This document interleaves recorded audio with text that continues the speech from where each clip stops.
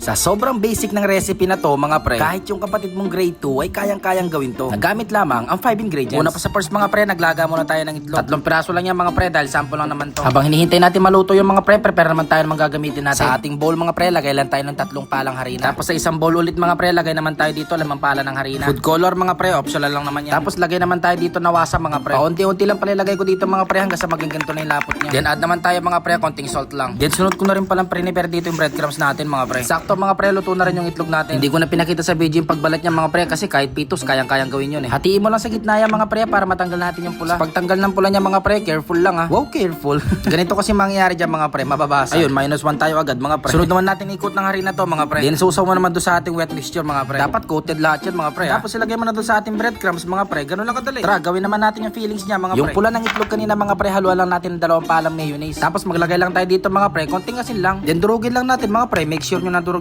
talaga yung pula ng itlog mga pre. Para talagang smooth ba, ganun. Then transfer lang natin to sa ating plastic ng yelo mga pre. May available kayong piping bag, mas maganda yun mga pre. Prituhin na lang natin to mga pre, to low heat. Mabilis lang naman maluto to mga pre. Pero sa akin mga pre, di na ako makapaghintay, ginawa ko na medium heat yan. Tapos 1 minutes bago ko ibaliktad mga pre. Kung gusto nyo medyo brown yung kulay niya, pwede naman mga pre, sunugin nyo ng konti. Toppings mo na lang to mga pre, ginawa natin mixtures kanina. Okay na yan mga pre. Tignan mo naman yung itsura, sarap eh no? Napaka basic pag gawin. Siya nga pala mga pre, kung nakabot ka sa dulo ng video na to, paki-comment mo naman kung taga saan ka para naman ma-shoutout kita sa susunod natin upload. At kung nagustuhan mo naman yung mga gantong klaseng content, pakitap mo naman yung like, follow, and share. Yun lang mga pre, pakabusog kayo palagi ha. Bye-bye!